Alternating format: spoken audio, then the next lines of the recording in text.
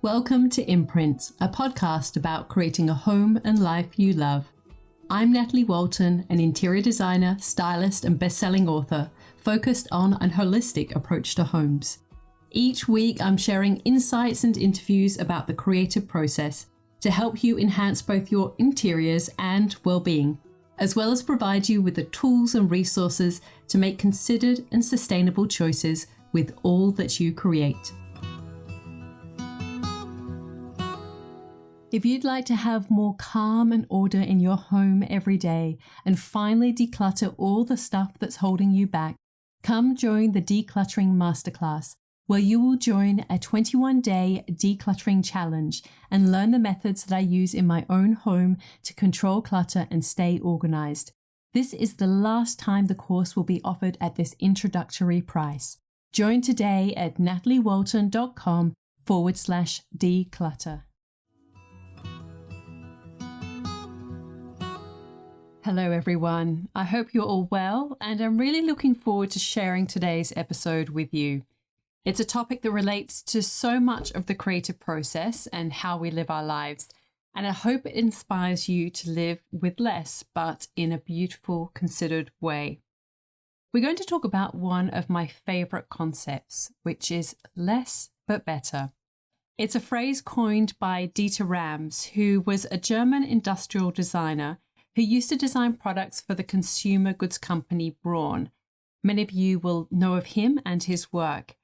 Most of his most well-known designs included the SK4 record player, and it was designed in the 1950s. He's also known for designing a furniture collection for Vitzu in the 1950s as well, which included the 606 Universal Shelving System, which is still in production today.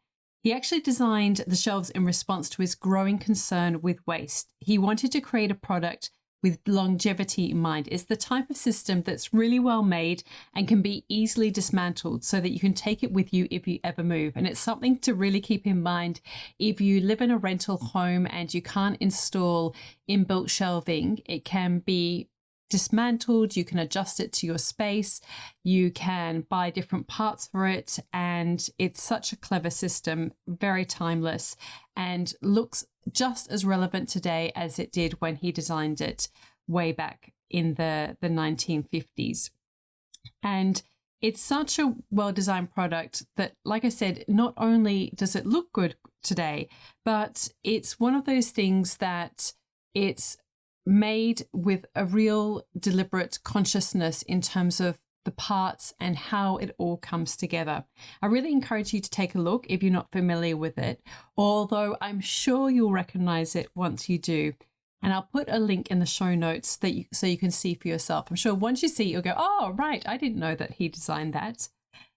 In 1976, Dieter Rams gave a speech to an audience in New York, and when I was doing some research for today's episode, I came across his words, and so many of them really resonated, and they felt completely relevant to our world today and the design process in general, whether you are designing products or your own home and even your life to a degree. The underlying principles still apply. Now, it's quite incredible that his words really ring true more than 40 years later. He said, "Design is a popular subject today. No wonder, because in the face of increasing competition, design is often the only product differentiation that is truly discernible to the buyer." And this really resonated to me because there are so many products out there. Just try buying something like a dining chair or a bar stool or even like a phone, any kind of device. There are so many different products out there and we're bombarded with so many choices. So there's one of two options when you're offering any good or service. You can either basically race to the bottom in terms of the price that you're offering somebody for your product or service. If you can't compete on price, and that's just not feasible, because let's face it, when you're competing on price, basically what's happening is that somebody is losing out somewhere along the way. If it's your own product or service, then you're not going to make a profit and it's not going to be sustainable for you as a business. If it is to do with the parts that you have, then that's not going to be sustainable because you're going to be buying the cheapest parts possible, and the product may be inferior because it's not good quality componentry and it won't last. So you will have very unhappy customers in the long run. There's lots of negative outcomes when you basically just compete on price. So the other option is to offer something of value instead. And that's in terms of the functionality of the product or the design or the home that you're creating, or creating, which is not necessarily mutually exclusive, but focusing on sustainability and something that's going to last, a good quality product. Deirdre said, I'm convinced that well thought out design is decisive to the quality of a product. A poorly designed product is not only uglier than a well-designed one, but it is of less value and use. Worst of all, it might be intrusive. He goes on to answer the question of what is good design. And this really resonated quite a lot with me because I think, again, it's so true today. A designer who wants to achieve good design must not regard himself as an artist who, according to taste and aesthetics, is merely dressing up products with a last-minute garment. Product design is the total configuration of a product, its form, color, material, and construction.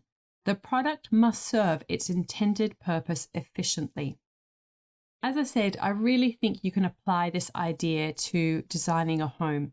It's easy to think about the finishing touches. What is it going to look like? And a vision is really key and an important part of the process when it does come to designing a home. But it's much more than that. You need to consider your floor plans and the functionality of your home and how they can be as efficient and as effective as possible. You also want to design with consideration to your color and materials palette, which is the foundation for everything that you will see. And that is key to getting a home that looks and feels cohesive in everything from your hardware choices to your soft furnishings when it comes to objects such as rugs and cushions and lighting, all of those finishing touches. And of course, the construction of your home is not something to be overlooked either. Are you going to choose sustainable or low toxic materials? What will happen to the scraps at the end of the project? Will they end up in landfill or can they be recycled in some way? And what about those tiles that you're weighing up right now and thinking that they look great right now and everyone loves that particular color and you love that particular color right now, but how are you going to feel about it in 5 years' time when everyone else has moved on? Will you want to rip out those tiles? What will become of them? These are all really important questions to ask yourself in the design process. Deirdre Rams encourage progressive and intelligent problem solving. So how can we apply this to our homes and lives? I think the key is to ask good questions and also to do our research. We cannot just go along with the status quo, the just because, and just think, well, everyone else is doing it. That must just be the way that you do it, because it's not necessarily always the best way. There is always an opportunity for improvement, and it doesn't have to be hard either. We can read. That is always one of the first and most obvious steps. Knowledge is true power. And we can listen to podcasts that share knowledge. That's why I create this podcast. I'm interested in learning more about these processes and how we can approach design in a better way, how we can be more sustainable, how we can improve our lives with our homes, how we can really embrace the ideas of timeless design, but still making our places feel beautiful and relevant to our lives today. There are so many questions that I want to answer, and that's what I do through the research of these podcasts, but also through the interviews that I have and the questions that I ask of the people who are in the interviews, because I'm on a journey of learning as well. And that's why I want to share these with you, because you might be interested in these questions as well. And of course, when we find a good podcast, it helps if we share it with others. I certainly share episodes that I really get a lot of value out from other people's podcasts. And if you learn anything within these episodes, then of course it's wonderful if you can share it with others who are on this journey. And we can also connect with others who are already on this path and learn from them. So as I said, that's what I try and do through the podcast, but there are other ways obviously to connect through community. I mean, Instagram can be a great way. Choose very carefully and consciously who you follow, because it's very easy to become drained by the people that you follow on Instagram. But there's also a lot of people out there who are sharing really good knowledge, and you can learn a great deal from them.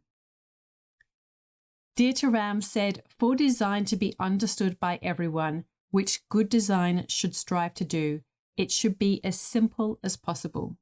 He said the majority of products that we encounter in our day-to-day lives scream for attention or try to impress us with their magnificent or minuscule size. And as I said, he said this more than 40 years ago, which is still so relevant. These objects, he said, try to dictate our relationships with them. Good design creates powerful, long-lasting relationships with products, as good design creates objects with well-balanced proportions. And again, and I feel so much of this can relate to the way we design our homes too. It's so easy to go for the quick win, that idea or concept that will get an instant response, or just copying somebody else's idea. Oh, they, hung a hammock in that spot, so I'll do that too. Or they did this, so I'll take that idea and I'll just transpose it into my home, whether it's relevant or not. Or you just think it seems like a good idea, or it might look good, but you haven't maybe considered it within the whole scheme. And that's what, holistic design is all about, is considering all of the elements. And you really want to embrace these things that you're going to want to have for a long time. I know that it's easy to go for that quick win, but as I said, good design creates a long-lasting relationship. We really want to love our space for years to come. And I know that when I'm in the research phase of any project, I spend time looking through interiors that are old. Now, I know that might sound a bit strange, but I'm really interested in the ones that have stood the test of time. I'm not interested in what everyone's doing right now. Instead, I prefer to look at interiors from 10, 20, 50 years ago, and what still looks good, what still feels relevant. That's always my starting point when I begin any design project. Just as a brief example, for instance, I like looking at the home, the Ghost Ranch by Georgia O'Keeffe. I mean, that home is so old now, over 50 plus years, and it still feels really relevant and it still feels beautiful. And I really get so much out of it every time I look at it. I visited the home of Alvar Aalto in Helsinki, and it didn't feel like I was stepping into a home from, forgive me if I'm wrong, it's the 1920s or 1930s, but it's for, 100 years old. And it was still beautiful, still relevant. They're the kind of spaces that I want to create. They're the kind of ideas that I want to investigate. Dieter Ram said, "To use design to impress, to polish things up, to make them chic is no design at all," he said. "This is packaging." This also makes me think it relates to styling as well. It's very easy to just make things look pretty on a surface level. But in my new book, Style, The Art of Creating a Beautiful Home, I go behind the scenes, and I'm really interested in style and styling that is more nuanced than that is less surface value, and it's more about really connecting to what connects with you on an emotional level. Now, and while I know I've already shared many of his words, so many of Dieter's are still relevant today. He summed it up so well in the speech from 1976. He was talking about our environment, because of course design isn't just about products or our home, but the world that we create too. He said, "Our environment is changing rapidly. There are larger questions that we need to answer about our urban environment and how it affects us as individuals and as a society. What effects do electric pylons, skyscrapers, highways, street lighting, and car parks, for example, have on our psyche and relationships? We know that the residents of anonymous concrete blocks can become depressed as a result of their surroundings.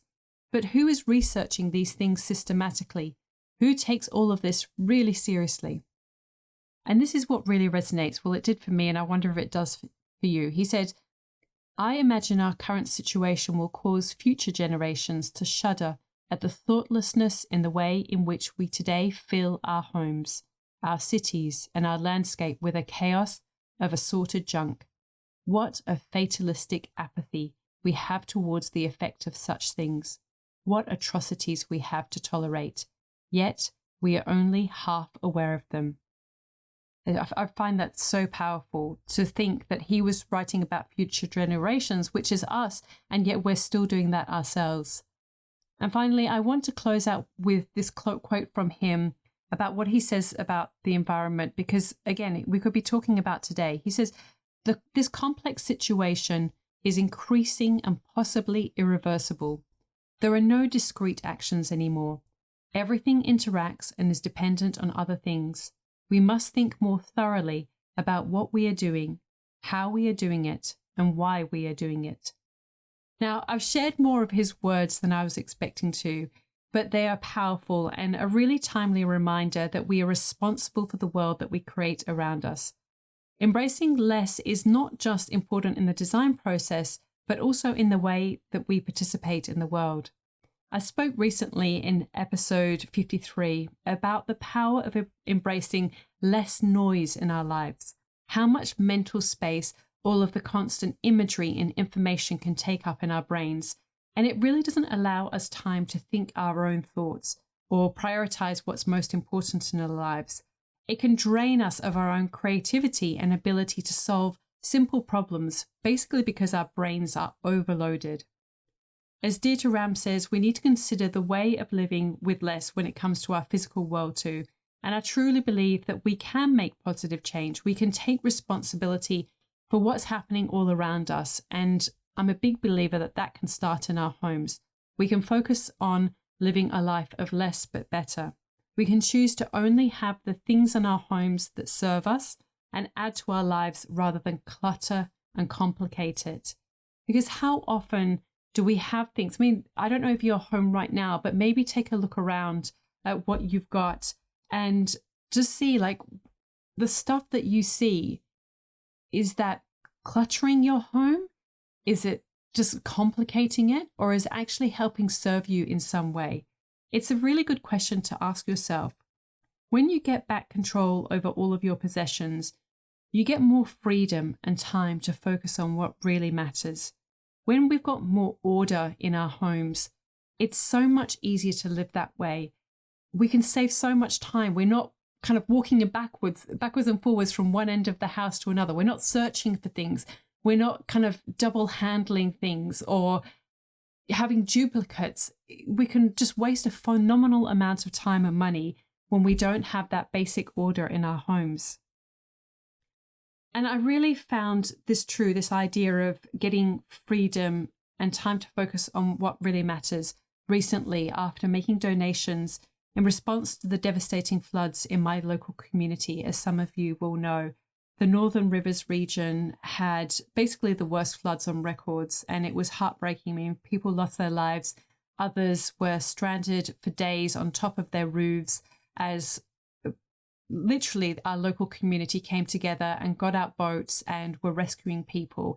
And it was both completely horrific and also just so heartwarming that people can be so considerate and generous and just come together in the most beautiful way. So when news of that was breaking and we started to realize the magnitude of what was happening, people within our community just started to have collection drives for basic things like clothing and bedding and toothbrushes and sanitary products, whatever you could spare, toilet paper, because these people had lost literally everything. They had nothing left but the clothes that they were wearing. And so, as with many other people in my community, I went through our home with my children, with my family, and looked at what we could donate. And it was really eye-opening, that experience of walking around and realizing how much we actually don't need, how much stuff is just superfluous, how much stuff is just taking up space, it's just clutter, and that it's really just holding us back in many ways from living a kind of true and simple life that we can then get to focus on the really important things, the things that are actually meaningful. And the things that are important is, to have a safe and secure home, to be with the ones that you love. So we went through our home. And of course, the first response was to think just how incredibly grateful we were to have a roof over our head and a bed to sleep in, and that we didn't have to worry about rising floodwaters. But as I said, the fact that we had so much more than what we really needed. Now, I'm the sort of person that goes through and I'm constantly decluttering, and I'm constantly going through our collections and getting rid of what we don't need. And even these past summer holidays, at the end of the school year, I went through my daughter with her bedroom because it was starting to get a little bit out of control. And we did this big exercise together, and we got rid of so much stuff to the point that in her wardrobe, she's just got empty shelves. And I was so impressed with how much she, as a 10-year-old girl, was just able to let go of. And I think I might do a separate episode on decluttering with children, because I think that's one of the things that holds so many people back, and people don't know how to talk with children. And I found that whole experience incredibly eye-opening as well. Anyway, so we went through the home, and I was looking at what we could give. And like I said, some of the basic things, and we went through our own clothing. The girls had been making skirts over the summer, so they donated some of the skirts all of the skirts they had made that were completed, that they were going to sell at the markets, but they donated them. And I went into my youngest son's bedroom, and in there, because at this house there is no storage cupboard like in the hallway for linen or anything like that. So we've got this big industrial lockers in his room, and the top shelf is basically filled with hand-me-downs from his older brother, who is 8 years older than him. Now, these are t-shirts and shorts and shoes that are still all in very good condition, but my eldest son has outgrown them, and the intention is to pass them down, because we do that within our family. I mean, my youngest son last night was wearing pajamas that have gone through every single one of my children. And that really is, for me, a prime lesson in, if you buy once, buy well, because you can pass it down. And obviously not all of you have 4 children, but you can pass it down to cousins or to friends or to other people who are in need. And rather than having some things that just, sometimes they don't even get through one season with one child. So I was very impressed with those pajamas. And that was, again, one of those beautiful reminders to buy well. And so that top shelf, that top row in the lockers was all these good quality hand-me-downs. So we donated all of those. And then the next 2 rows were all of the sheets and bed linen, pillowcases, fitted sheets that were all for when we were putting our home on Airbnb. So we donated all of those. We had another cupboard which we had sets of towels enough for 2 families of 4. And that we donated all of those towels, as well as, like I said, clothing and other supplies. Now, we were just one of many, many families who were donating as much as we could to those in need. But it was really quite profound when we came home, and I just had such a feeling of relief and release to have let go of those things. Even though they were useful things and we could still have used them at some point in the future, it felt so good to just let them go, especially giving them to somebody else who is in need. Now, I've spoken in, I think it's episode 7, and I will link to it in the show notes, about the whole process when I go through decluttering my own home and the questions that I ask myself and what I've found really helpful over the years to learn to let go of things. But one of the things that I find increasingly one of the most powerful ways to learn to let go of things and to live with less is to really focus on the person who is going to benefit from what you're giving. So, of course, I don't just like to put things into the rubbish bin or to put it into landfill. I very much want things to live on and to something to have a second life or a third life or however many lives it might have. But to really think about those people who are in need. And even if it's a friend and they've got a young child and it's helpful to them. I mean, I've got friends who, they might not be working, and so they don't have a huge amount of additional income. And, my girls have grown out of clothes, and So I'm so happy to see these dresses that I have loved and my daughters have loved get used by somebody else who will love and appreciate them as well. And of course, you can do that with charity shops, but certainly this instance with donating to the Flood Appeal, it really was such a beautiful feeling of passing on and letting go of these goods, knowing that they really would be helping somebody else. And I realized as well that once I cleared away those things, how much simpler and easier it was going to make my life, because there were things that were starting to build up on the top of my son's chest of drawers, his Lego collections, because he's color coded everything. And now we can put them into the cupboard. So it's going to be so much easier to keep his room tidy. There's so much benefit that comes from when we simplify and when we get rid of the things that we don't actually need. I really think that clutter creates so much chaos and so much unnecessary work, extra work in our daily lives. When we simplify, it really does make life so much easier. One of the big sort of side effects of all this rain that we've been having in our region and this La Nina weather pattern, which has basically meant that we've had almost non-stop rain for the past 3 or 4 months, is that there's been a lot of mold. We live in a subtropical region, so it can be a little bit prone to that, but it's been quite intense.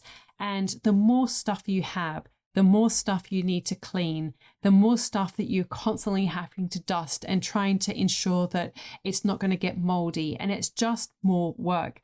So it's been such a good reminder to really simplify and go through that process. And literally, I am in the middle again of doing this big deep cleanse in my home and cleaning all the walls and getting rid of everything that we don't need.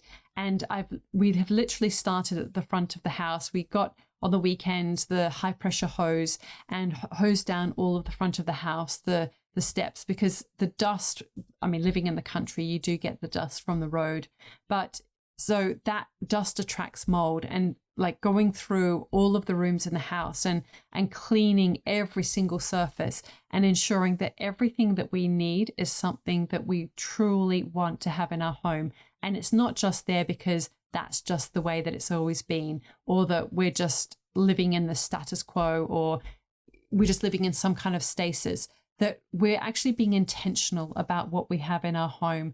And it's there for a reason, and it's there because we love it or it's really useful.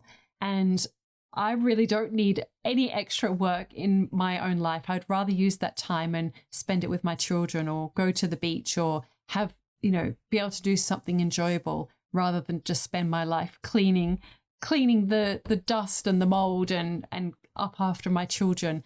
Because obviously the more stuff they have, the bigger job it is to tidy up after them. So that's really what less but better is to me in my home. It's really about removing what's not necessary and making life easier. It's about stripping away what you don't need so that you can really focus on what's most important. As Dieter Ram said, less but better. I really hope that you found this episode helpful in some way, and if so, I'd appreciate if you could share it with a friend who it might resonate with too. Of course, subscribe, rate and review if you feel so inclined. I would love to have you come and listen to another episode as I interview all these experts and share some of the lessons that I've learned along the way. Thank you so much for joining me today. I'll see you the same time next week. All of the links and info for this episode are at nataliewalton.com/podcast. Thank you to Jaeger Media for producing this podcast, and I would like to acknowledge the people of the Bundjalung Nation where it was recorded, and pay my respects to elders past, present, and emerging. I look forward to connecting again soon. I'm Natalie Walton, and you've been listening to Imprint.